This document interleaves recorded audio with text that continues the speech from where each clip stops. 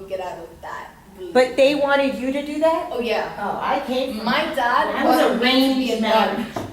You left your father's house and you went to your husband's house. And one of the interesting things with women, and I don't know if this is changing, but especially in Latin families, is that you needed to cook and clean. And what happened, that defined the kind of woman you were. So very Cuban thing, and I see this with clients and I see this with women a lot.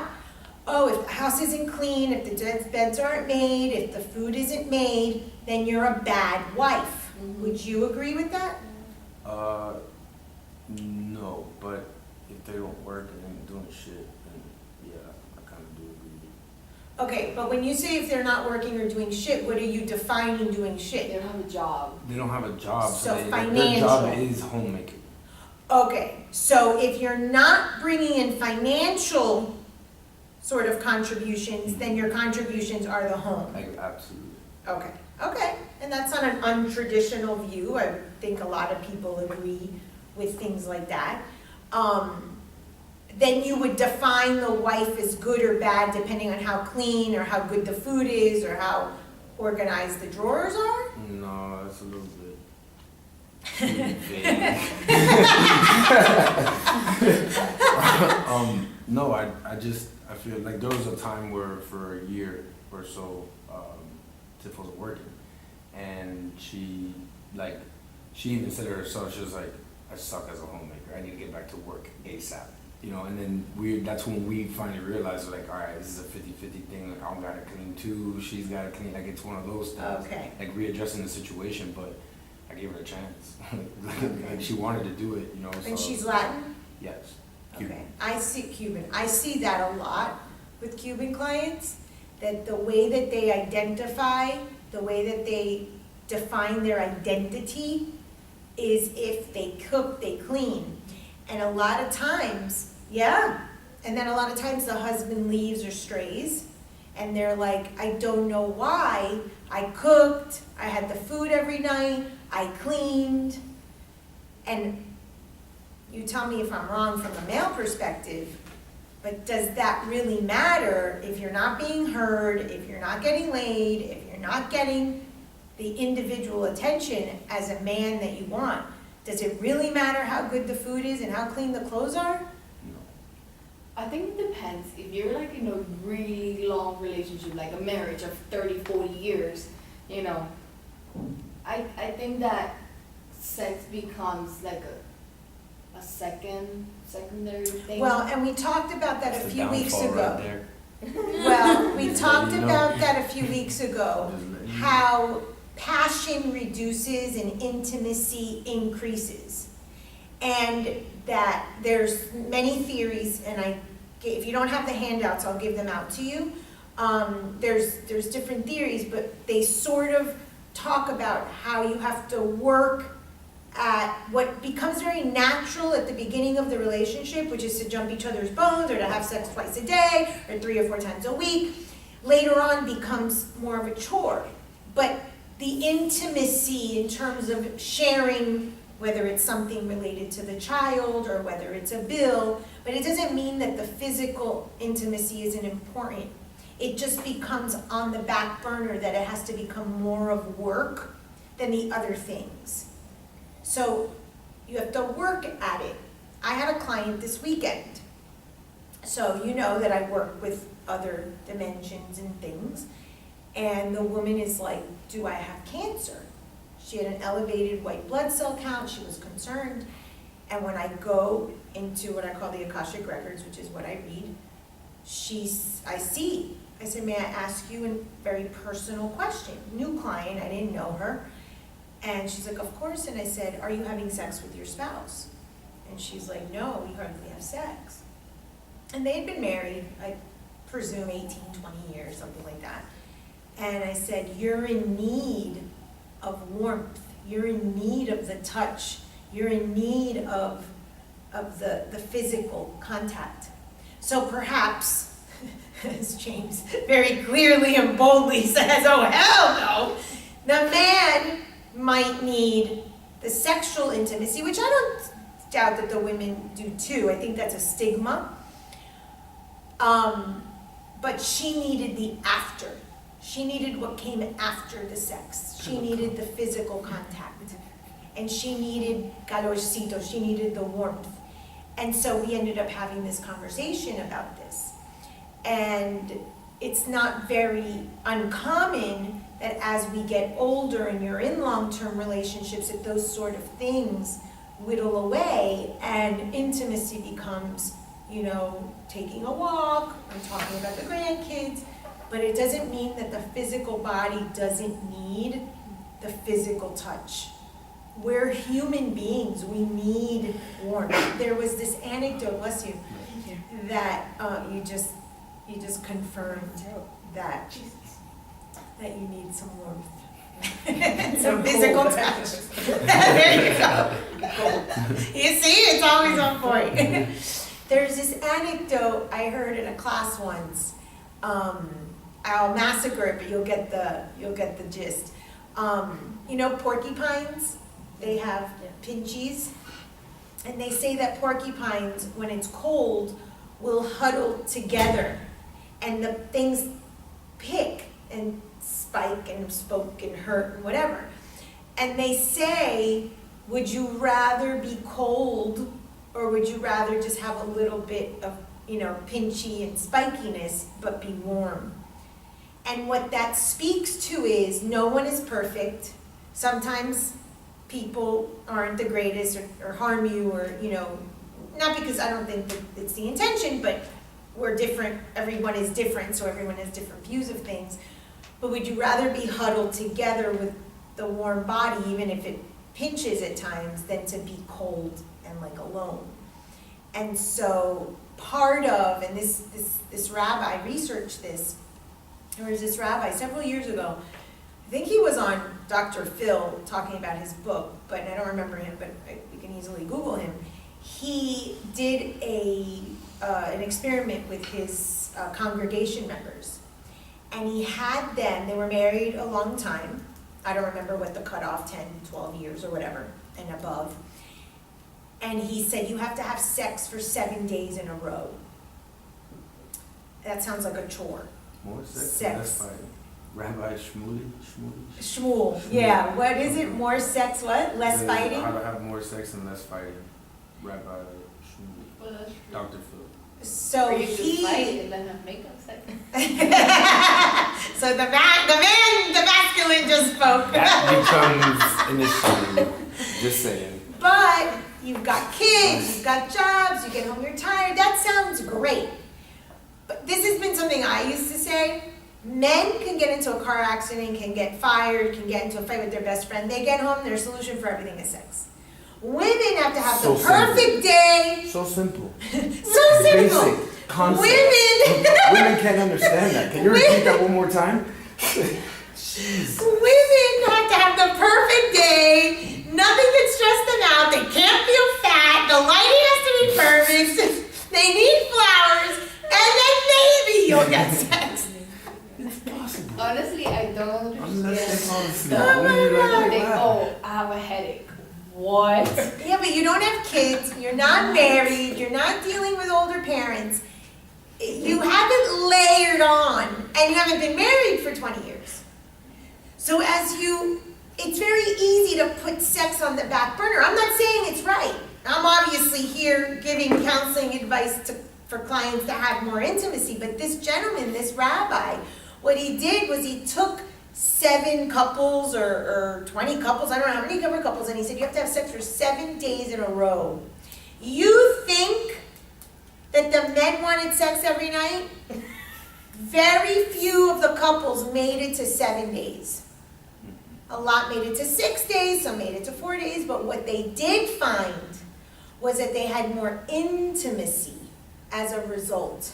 So the woman got their needs met, the men got their needs met as a result of saying this is important. That same thing happens within inside of us. Your masculine and your feminine need to have sex. They need to connect. They need to marry so that you can be more balanced.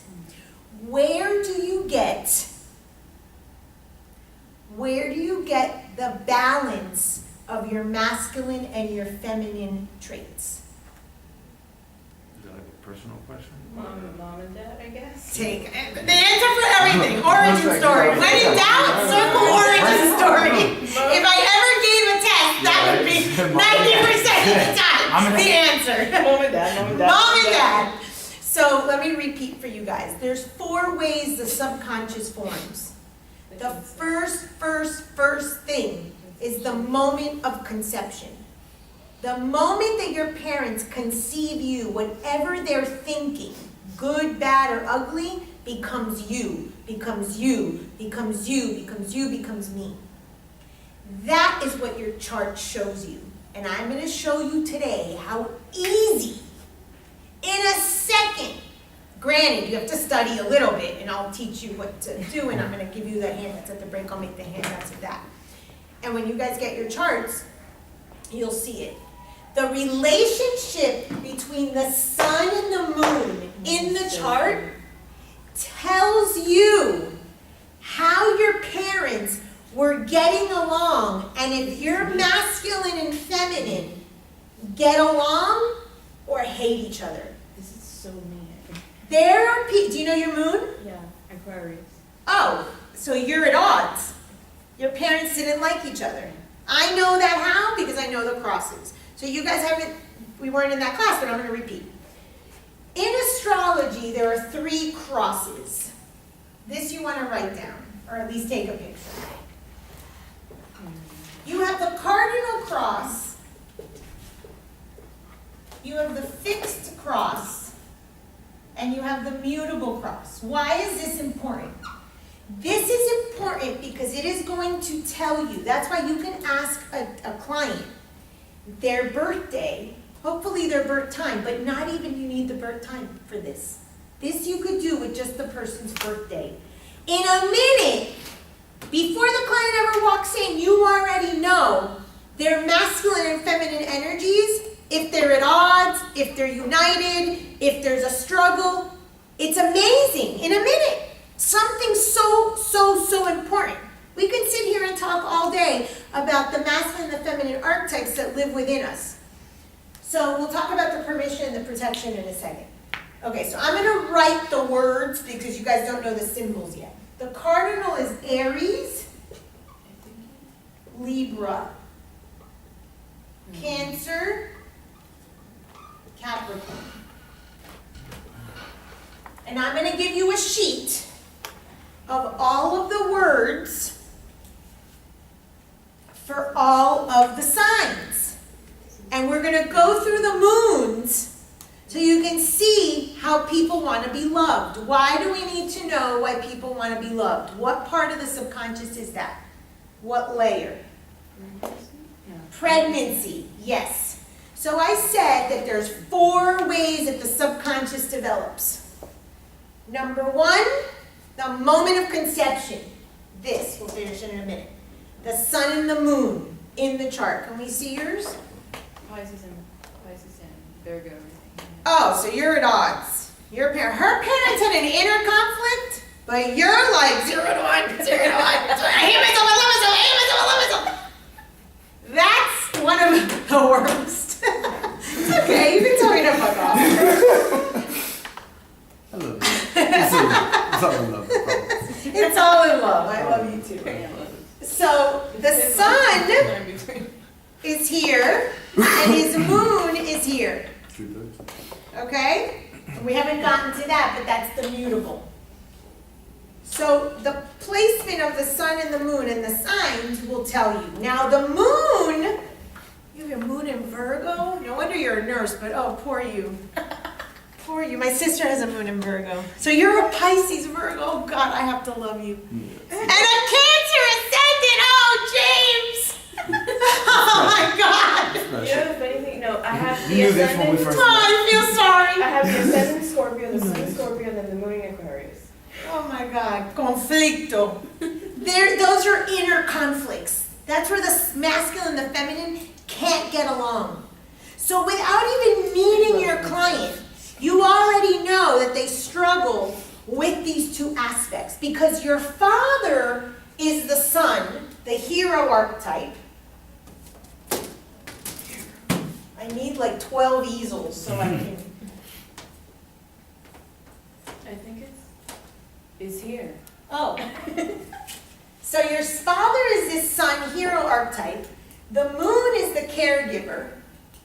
So the mom should be that nurturing one while the dad is out there going to work or going into the hero's journey. And then together, they make you, and you're the perfect balance Mine is so funny.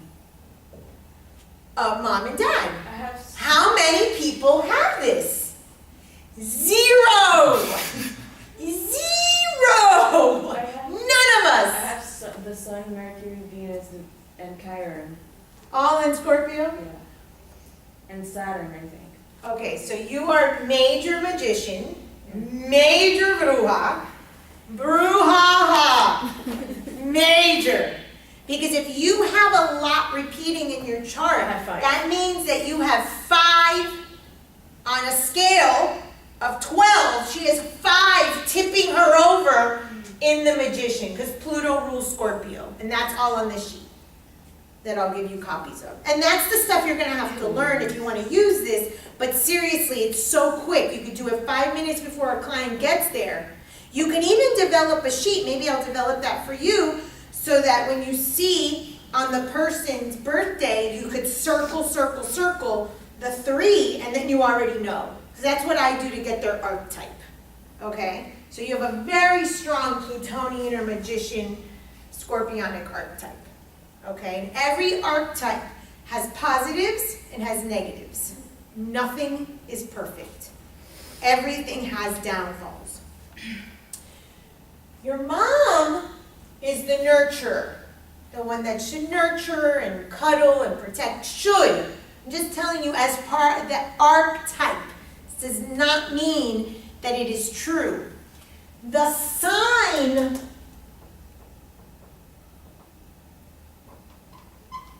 will tell you how this develops in your life. So a sun in, this is Uranus, I meant to put Pisces, sorry. A sun in Pisces is going to be more feminine, and a moon in Scorpio is going to be feminine. This person's going to have more of a feminine touch to them. So if we were going to look at this, just to put it in a visual, masculine, feminine. And in a minute, you can see that this person has much more of a feminine archetype. That's later on. Today, I just want you to understand that marrying your masculine and your feminine are going to tell you why you are the way you are. Okay? And guess what happens when you're in a relationship? If you know you're more feminine and less masculine, what do you think is going to happen with your partner? Gonna be more masculine. Because the system can only be 100%. So if you're 75%, 25%, you're going to find someone like your boyfriend that did the laundry while you fixed the lock. His masculine, well, this is just for this example. And so now, the system, because everything has to be a system, systems theory, I talked to you about this, and then guess what? When you want soft, cuddly, mushy love, your person is like, what? Because they have less of, she is like, que no me llegue un hombre, a man better not be mushy for me, and that's what she's going to get, crying out on me. She's going to be like, because you have more of it, which, let me tell you, all that Scorpio isn't masculine necessarily. It's feminine. Water signs are feminine. Water and earth signs are feminine. Fire and air are masculine. This is just energy. I'm not talking about homosexuality, gender, things like that, just so we get an idea. So inevitably, this person is going to have to meet someone with this archetype. because it has to be exactly like your mom and dad. Exactly like your mom and dad. That's just the reality.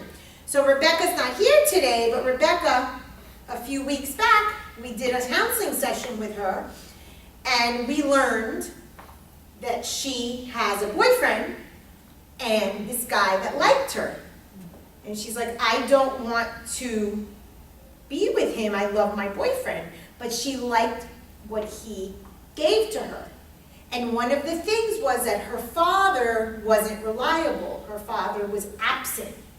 So her boyfriend was the father, right? Yeah. And the guy, her best friend that wanted to date her was the mom, the one that was always there.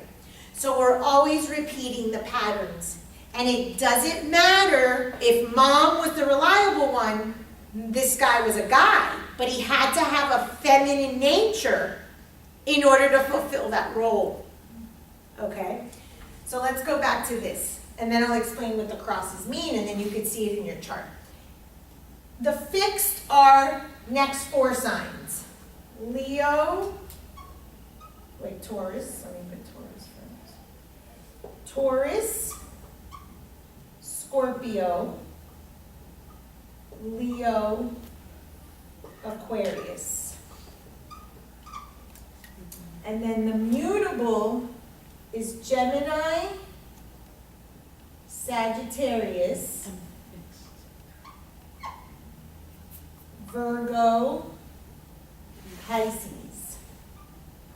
So normally we put symbols. We don't write out the words, but since you guys don't know the symbols, and these are the symbols. This is Aries, this is Libra, this is Scorpio. When you learn these symbols, yeah, they're on there. I'm gonna make the copy at the moment Ms. Rapace comes. I'll ask her to make the copies. I also have to get the attendance. This is Pisces, and then there's a bunch of words that describes. So you guys will have this good cheat sheet. Well, they're right on. They're right on. You're Taurus? I'm a Cancer. You're Cancer. Chi-Chi? I don't remember. Because I know you said it in the last What's your one. birthday? Mine is, I know. November 6th. Oh, you're Scorpio. You? You're Virgo and Pisces, right? James is Pisces. Your birthday is next week? I'm Pisces. Pisces. And Ella Scorpio. So in this class, all we have is water. We're all gonna start breaking down and crying. Aniela won't cry, she'll pretend, she'll suck it up, but inside she'll be crying because she's a water sign, but she doesn't want to show it. So 1 Cancer, 2 Scorpios, and 2 Pisces. Yeah, we need Miss Rapace. We need a little earth that'll soak up all the tears. Because I can break down and cry at any moment on the spot. I used to So- be like that. Interestingly enough, the sun, all the suns, okay, so you're on the cardinal cross. Aniela and Chi-Chi are on the fixed, and James and I are on the mutable. The cardinal cross, and don't worry about what the meaning is, I'm just going to share it with you. Because now we're going to look at the moon, and the moon is going to tell us the relationship, and I'm going to explain this versus this, which is why he is in crisis. Because his is Pisces and his moon is Virgo. Mom, dad, tug of war. See that? In 2 seconds, I know that you have to be at odds with your masculine and your feminine. Your parents were not getting along when they had you. So the energy that created you internally has to be in conflict. Do you fight with people a lot? I've been called argumentative. Okay. I call it debating.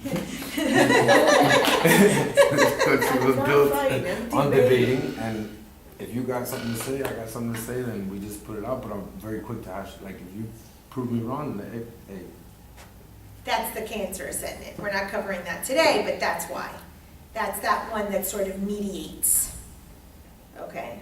But also Pisces per se, yeah, we have a stinger side too, just like Scorpios. All water signs, we're well, but we have a bite. You It's shank not like somebody, that we're, you shank somebody. Yeah, we have a piranha side, as is said to be the Pisces. So it's not, someone said yesterday, was it yesterday or the day before, someone said something about Pisces. And they're like, Pisces has a, oh, it was my boss. And she goes, Pisces has a thing. And I'm like, Pisces, we're so good. And inside I'm like, yeah, I know, we got our piranha little side.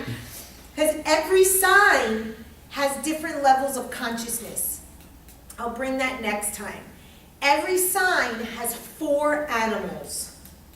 From the highest level of consciousness to the lowest level of consciousness.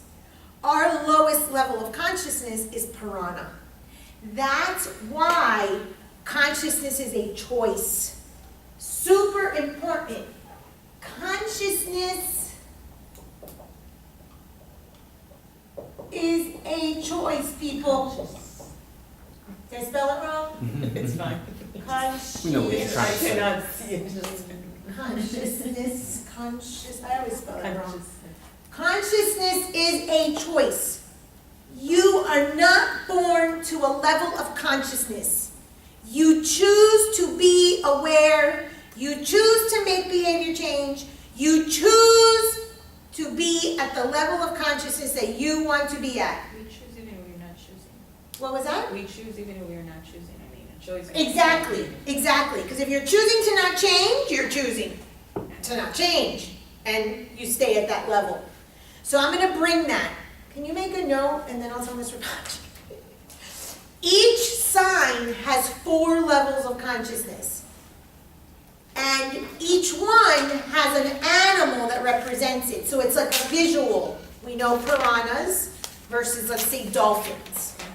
Animal creatures, very different in consciousness. Dolphins are considered in India non-human mammals and very conscious beings. I'd much rather be a dolphin than a piranha. Don't you get an image about the animal and the consciousness of the person? Okay, so the cardinal cross tends to be, this is just a generalization, we are more than just our sun, tends to be signs that give energy and take energy equally. Fixed signs tend to be hoarders. They take and they don't give. In your case, it's emotion. Not because you're a pass. She just wants to like pretend she's all, and she's a softie. But she holds it in. And then we're the buffets because we give, and we hardly take. So we're left unnourished. We're left sort of drained. Okay? But that's just a generalization for the sun sign. So why does this matter in terms of counseling? Or how could we use this tool for counseling? If your client has their sun, so that's us, what's called square at a 90-degree angle. Okay, so here, let's just use Capricorn to Libra or Capricorn to Aries. This is going to mean that the parents didn't like each other, but that person is going to create an internal conflict. Rather than being fighting with the world, they're going to be at odds with their self. They're going to have a lot of negative self-talk, a lot of auto-criticism. They tend to have low self-worth, and they tend to be competitive, but competitive with themselves. I'm not good enough. I didn't do enough. I set a goal and I didn't achieve the goal. Can you see how the way the mom and the dad at the moment of conception creates the mind that that person will fight with their whole life? My 3 kids miraculously don't have this. Miraculously, the 2 times I had sex with my ex-husband, we obviously were getting along, thank God for my kids. They have other things that suck. But at that moment of conception, the relationship between the mother and the father, or the way the mom and dad were feeling about themselves, becomes your mind becomes your mind, becomes your mind, becomes your mind. So whose life are you really living? Mom and dad. Choose C, mom and dad for everything.